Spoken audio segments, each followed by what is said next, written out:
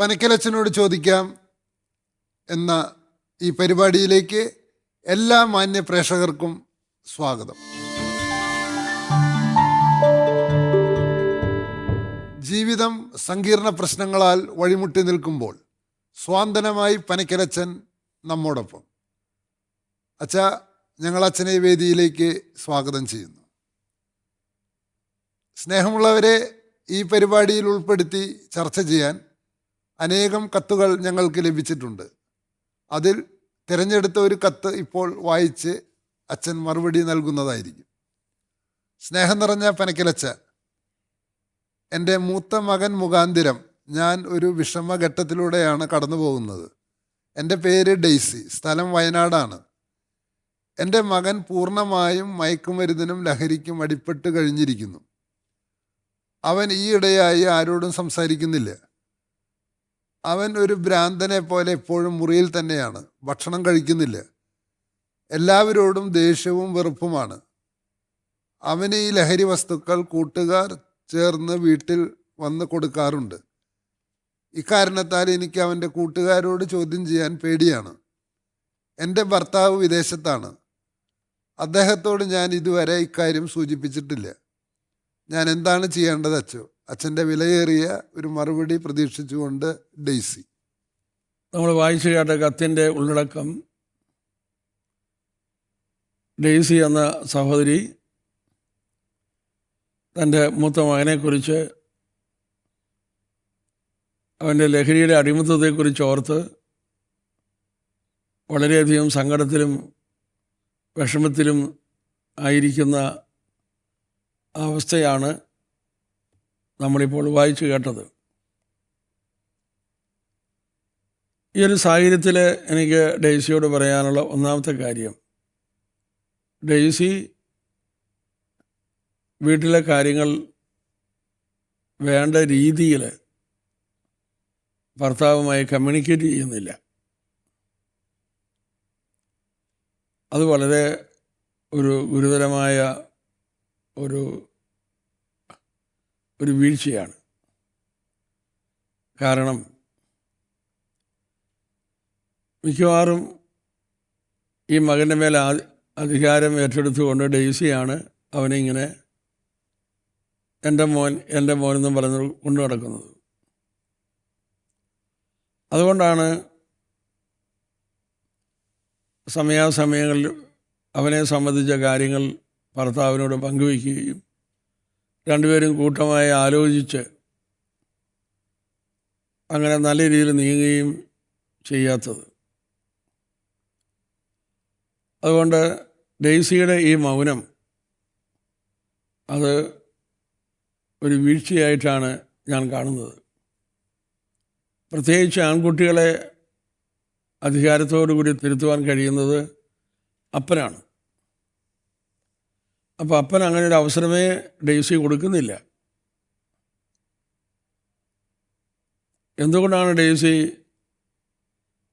സമയാസമയങ്ങളിൽ മകൻ്റെ സ്വഭാവത്തിൽ വരുന്ന മാറ്റങ്ങൾ ഭർത്താവിനോട് പങ്കുവയ്ക്കുകയും ഞാൻ എങ്ങനെയാണ് ആ മകനെ കൈകാര്യം ചെയ്യേണ്ടതെന്ന് ഭർത്താവുമായിട്ട് ആലോചന ചോദിക്കുകയും അങ്ങനെ അവർ ഒരുമിച്ച് ആ കുട്ടിയെ കൈകാര്യം ചെയ്യുന്ന കാര്യത്തിൽ ഡെയ്സി പരാജയപ്പെട്ടിരിക്കുകയാണ്. അടുത്തതായി പറയുവാനുള്ളത്, അപ്പോൾ അച്ഛൻ സൂചിപ്പിക്കുന്ന ഒന്നാമത്തെ കാര്യം, മക്കളുടെ പ്രതിസന്ധി തീർക്കാൻ മാതാപിതാക്കൾ ഒരുമിച്ച് പോരാടണമെന്ന്. ഒരുമിച്ച് പോരാടണം. ഒറ്റയ്ക്ക് നിന്നാൽ പരാജയപ്പെട്ടു പോകുന്നു. അപ്പോൾ അവിടെ കുടുംബനാഥൻ അറിയണം മകൻ്റെ വളർച്ചയുടെ ഓരോ പടവും അതിൻ്റെ സ്വഭാവത്തിൽ വരുന്ന മാറ്റങ്ങളും എല്ലാം അമ്മ കൈമാറണം, അപ്പനോട് കൈമാറണം. ഇത് എന്ത് കാരണം കൊണ്ടാണ് ഡെയ്സി പറയാത്തത് എന്ന് വ്യക്തമല്ല. ഒരുപക്ഷെ ഭർത്താവിന് വിഷമത ഉണ്ടാകും എന്ന് ചിന്തിച്ചിട്ടാവും. കാരണം ഇത് വിദേശത്താണ്. പക്ഷെ അതൊരു ന്യായമായ ഉത്തരമല്ല. കാരണം ഇപ്പോൾ ഏതൊരു ഭർത്താവും വൈകി ഈ വിവരം അറിയുമ്പോൾ ആദ്യം ഭാര്യയോട് ചോദിക്കുന്നത്, നീ എന്തുകൊണ്ട് ആദ്യം എന്നോട് പറഞ്ഞില്ല, ഇതുവരെ എന്നോട് പറഞ്ഞില്ല എന്നാണ്. അപ്പോൾ ഇവളിട്ട് ഈ വിഷയം കൈകാര്യം ചെയ്യുന്നുമില്ല. ഭർത്താവിനോടൊട്ട് പറയുന്നുമില്ല. ഭർത്താവിന് ഈ വിഷയം കൈകാര്യം ചെയ്യാൻ ഇവിടെ അവസരം കൊടുക്കുന്നുമില്ല.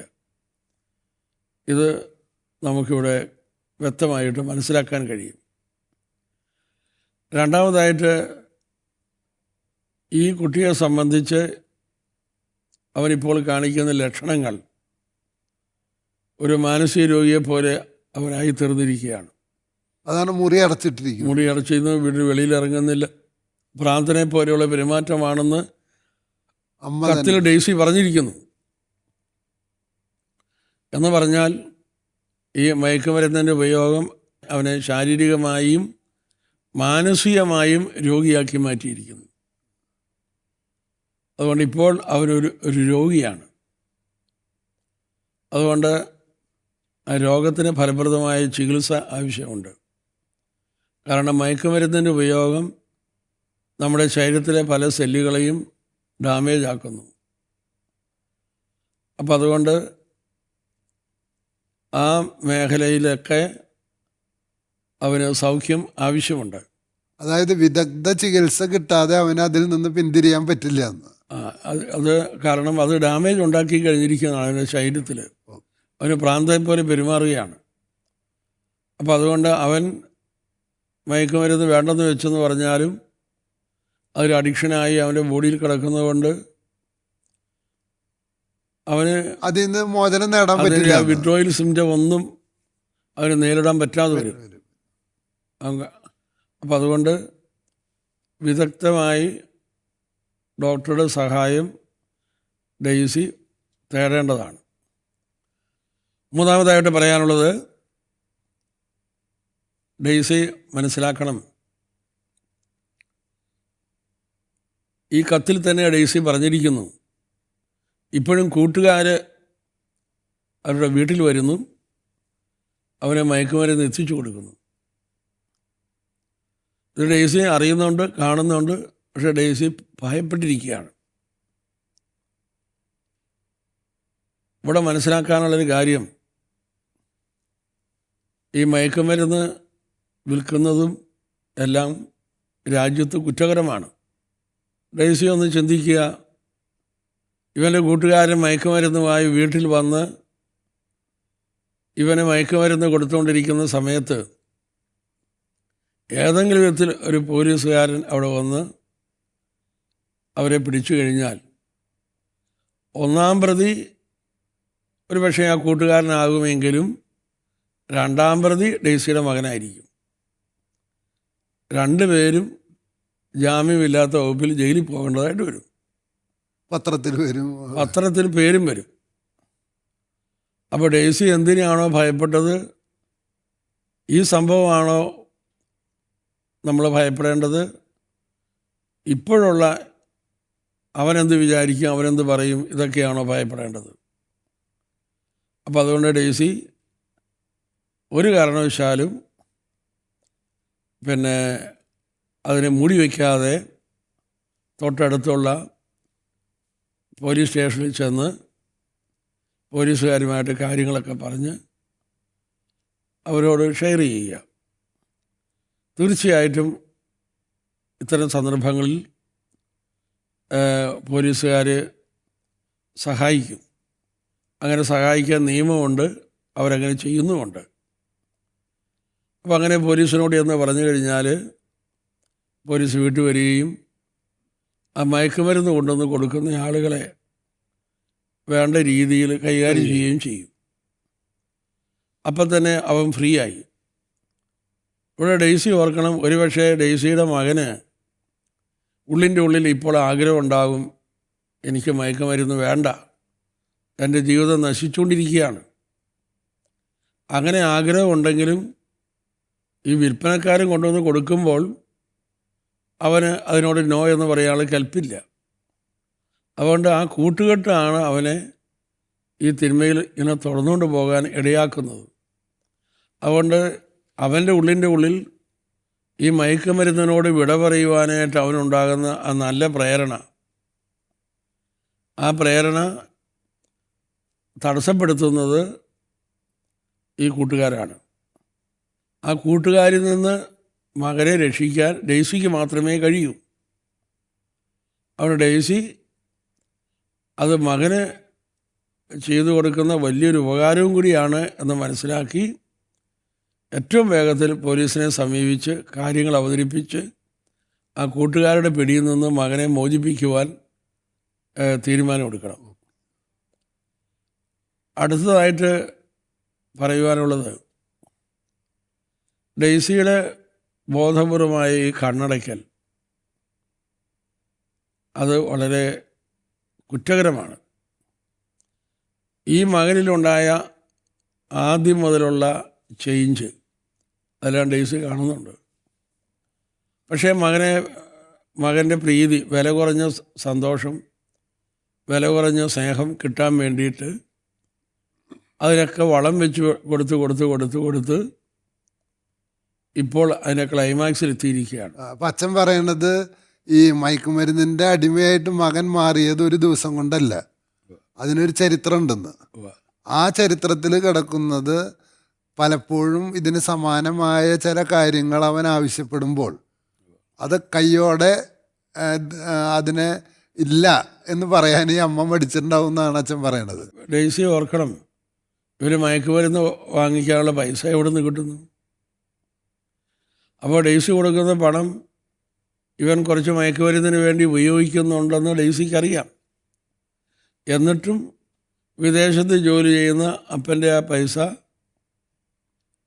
ആവശ്യപ്പെടുമ്പോൾ കൊടുക്കുന്നുണ്ടാവും, ഇതിൽ കൊടുത്തുകൊണ്ടിരിക്കുകയാണ്. അപ്പോൾ ആ കൊടുക്കുന്നതിലൂടെ ഡെയ്സി ഒരു സന്തോഷം അനുഭവിക്കുന്നു, മകനെ തൃപ്തിപ്പെടുത്തുന്നു. അതുകൊണ്ട് മകനെ പൊതിഞ്ഞ് അപ്പൻ്റെ വഴക്ക് പോലും മകനെ കേൾപ്പിക്കാതെ ഡെയ്സി ഒരു കവചമായി മാറിക്കൊണ്ടിരിക്കുകയാണ്. അത് വലിയ തിന്മയാണ്. ഇവിടെ ഡെയ്സി പശ്ചാത്തപിക്കേണ്ടിയിരിക്കുന്നു. ഡെയ്സി ഈ തിന്മയിൽ നിന്നെല്ലാം മൗനം പ്രാപിക്കാതെ ഒരിക്കലും ഡെയ്സിക്ക് മകനെ രക്ഷപ്പെടുത്താനായിട്ട് സാധിക്കുകയില്ല. അപ്പം അതിനാൽ ഒരമ്മയുടെ റോള് നിർവഹിക്കാനുള്ള ആ ഉത്തരവാദിത്വം ഏറ്റെടുക്കുവാനുള്ള ഒരു ദൈവകരങ്ങളിൽ നിന്ന് അതിനുള്ള ബ്ലെസ്സിങ് സ്വീകരിക്കുവാൻ ഡെയ്സി തയ്യാറാകണം. അതിന് ഡെയ്സി ചെയ്യേണ്ടത്, എനിക്ക് തോന്നുന്നു, ഡെയ്സി വന്നൊരു ധ്യാനം കൂടുക. കാരണം ഡെയ്സിയെ ഭയം പിടികൂടിയിരിക്കുകയാണ്. ഭയം ഒരു പൈശാചികതയാണ്, അതൊരിക്കലും ദൈവത്തിൻ്റെതല്ല. ഭയപ്പെടുന്ന വ്യക്തി ദൈവമല്ലാത്ത വേറെ എന്തിൻ്റെയൊക്കെ കീഴിലാണ് കിടക്കുന്നത്. അതുകൊണ്ട് മകൻ്റെ ലഹരി എന്നുള്ള മോചനത്തിനപ്പുറത്ത് ഡെയ്സിക്ക് ഈ ഭയത്തു നിന്നുള്ള മോചനം അത്യാവശ്യമാണ്. ഡെയ്സി ഒന്ന് ധ്യാനം കൂടി പരിശുദ്ധാത്മാവിനെ സ്വീകരിക്കട്ടെ. അതായത് ഈ പ്രതിസന്ധിയെ നേരിടാൻ പോകുന്നതിന് മുൻപ് ഒരു ആത്മാവിൻ്റെ അഭിഷേകവും ശക്തിയും കിട്ടാൻ വേണ്ടിയിട്ടാണ് 5 ദിവസം ഇരുന്ന് പ്രാർത്ഥിക്കാനായിട്ട് അച്ഛൻ പറയുന്നത്. കാരണം ഡെയ്സി ഭയത്തിലാണെങ്കിൽ പ്രത്യേകിച്ച് ഈ മകനിൽ ഒരു ശുശ്രൂഷയും ഇല്ല. നിങ്ങളെ ഭയത്തിലേക്ക് നയിക്കുന്ന അടിമത്തത്തിൻ്റെ ആത്മാവിനെ അല്ല, ദൈവത്തെ പിതാവേ എന്ന് വിളിക്കുന്ന പുത്രസ്വീകാര്യത്തിൻ്റെ ആത്മാവിനെയാണ് നിങ്ങൾ പ്രാപിച്ചിരിക്കുന്നത്. അതുകൊണ്ട് ഈ പരിശുദ്ധാത്മാവ് കടന്നു വരുമ്പോൾ ഡെയ്സിക്ക് ആ ഭയം വിട്ടുപോകും. മകനോട് ഒരമ്മയെന്ന നിലയിൽ നിന്ന് സംസാരിക്കാനുള്ള ധീരത വരുന്നു. ആ വരവും സ്നേഹവും ദൈവം കൊടുക്കും. അവനുമായിട്ട് വഴക്കുണ്ടാക്കണമെന്ന് അല്ല ഞാൻ ഇവിടെ സൂചിപ്പിക്കുന്നത്. കാരണം അവനിപ്പോൾ രോഗിയുടെ അവസ്ഥയിലാണ്, ലഹരി കൊണ്ട് അവൻ രോഗിയായി തീർന്നിരിക്കുകയാണ്. അപ്പം അവനെ ദേഷ്യപ്പെട്ട് ചീത്ത പറഞ്ഞിട്ടൊന്നും രക്ഷപ്പെടുത്താൻ പറ്റില്ല. അപ്പോൾ അവനെ ഡി അഡിക്ഷൻ സെൻ്ററിൽ കൊണ്ടുപോയി ആവശ്യമായ മരുന്നും കാര്യങ്ങളെല്ലാം കൊടുക്കുക. ആ ഡി അഡിക്ഷൻ സെൻ്ററിൽ അവർ ചില കാര്യങ്ങൾ കിട്ടും. ഒന്ന്, ആ ലഹരിയുടെ അടിമത്തം മൂലമുണ്ടാകുന്ന ദോഷങ്ങൾ എന്തൊക്കെയാണ് എന്നതിനെക്കുറിച്ചുള്ള അറിവെല്ലാം അവന് കിട്ടും. അതിനുശേഷം അവൻ ധ്യാനത്തിൽ വന്ന് പങ്കെടുക്കുമ്പോഴാണ് അവന് ലക്ഷ്യബോധം ഉണ്ടാകുക. ഒരു ലക്ഷ്യമില്ലാത്തതുകൊണ്ടാണ് ഇങ്ങനെ ലഹരിക്കടിപ്പെട്ട് എൻ്റെ സുഖം, എൻ്റെ സന്തോഷം എന്ന നിലയിൽ തന്നിലേക്ക് ചുരുങ്ങിയിരിക്കുന്നത്.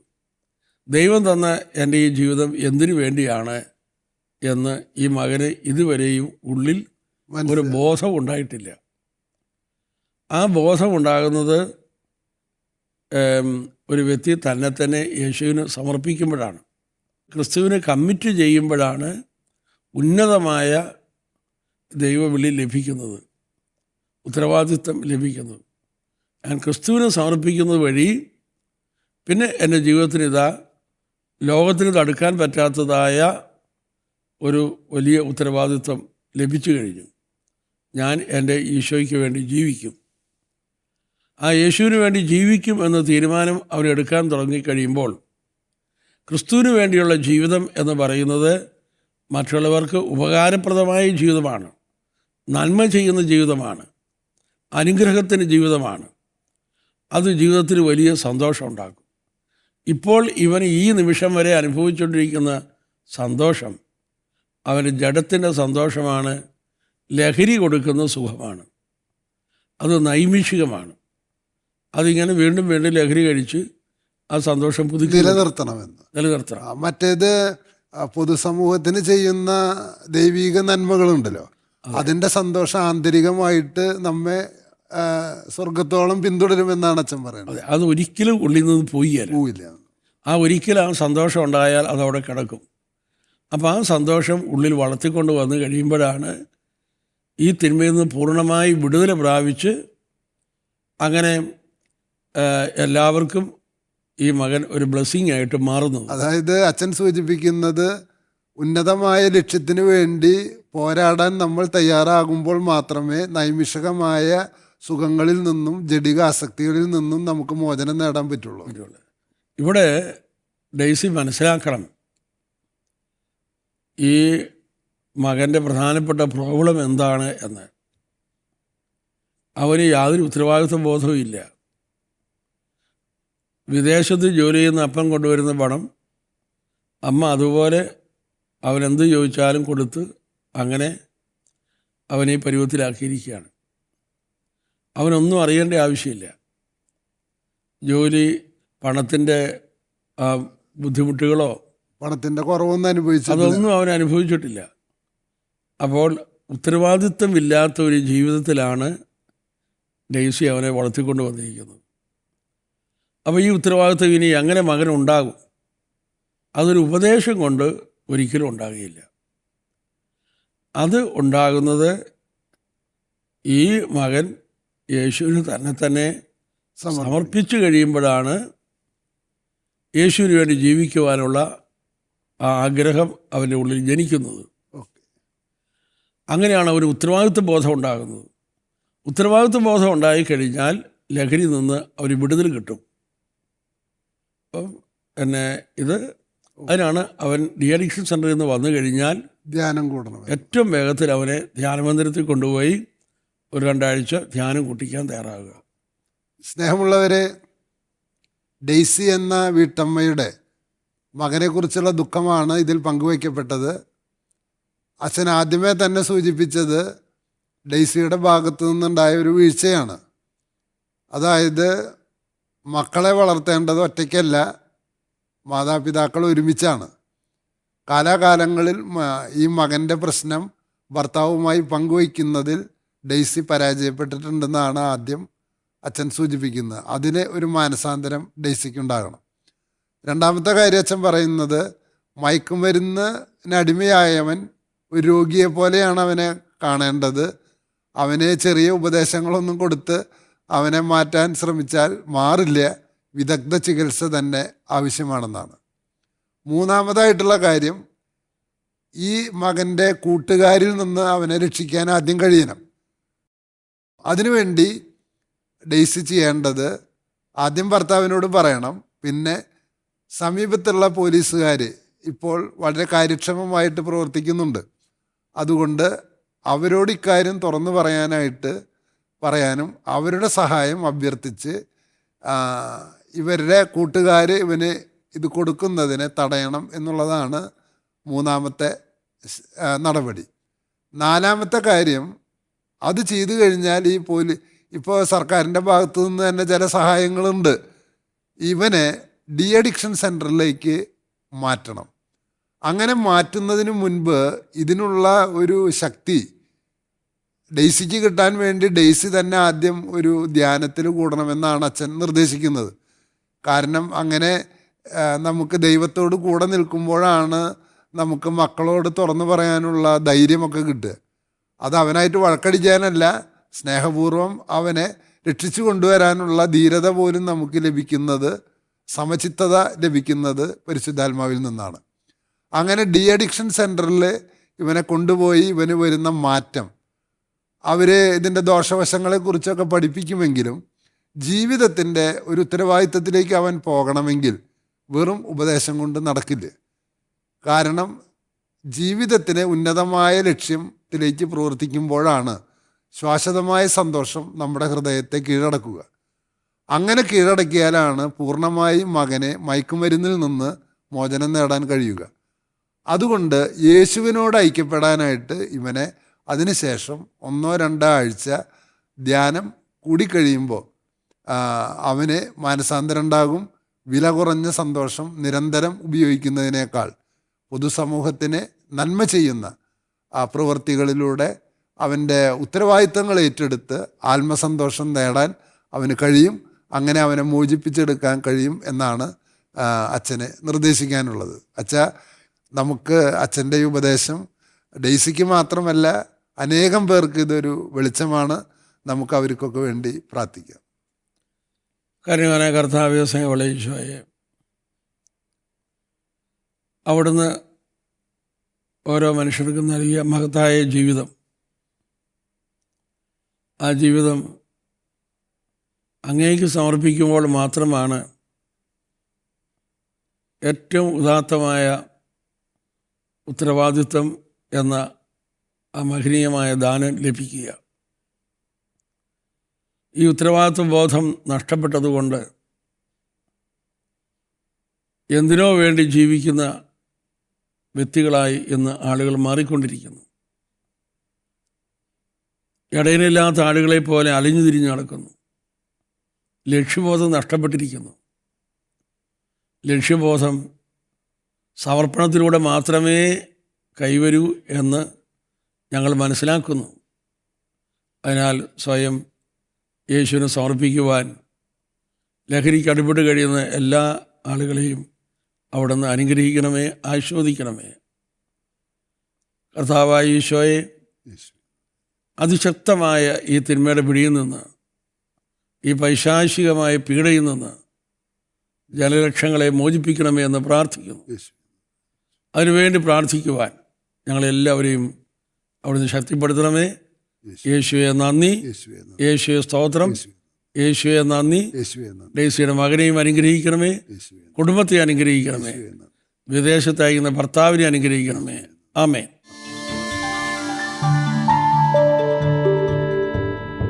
പനക്കലച്ചനോട് ചോദിക്കാം എന്ന ഈ പരിപാടി ശ്രദ്ധിക്കുകയും ശ്രവിക്കുകയും ചെയ്ത എല്ലാ മാന്യ പ്രേക്ഷകർക്കും നന്ദി. നിങ്ങളുടെ ജീവിതത്തിലെ സങ്കീർണങ്ങളായ പ്രശ്നങ്ങൾ പനക്കലച്ചനുമായി പങ്കുവയ്ക്കാൻ ആഗ്രഹിക്കുന്നുവെങ്കിൽ നിങ്ങൾ ഞങ്ങളെ എഴുതി അറിയിക്കുക. ഉചിതമായ സമയത്ത് പനക്കലച്ചൻ ചർച്ച ചെയ്ത് നിങ്ങൾക്ക് നിർദ്ദേശങ്ങൾ നൽകുന്നതായിരിക്കും. അടുത്ത എപ്പിസോഡ് വരുന്നതുവരെ പ്രാർത്ഥനാപൂർവ്വം നമുക്ക് കാത്തിരിക്കാം. Praise the Lord.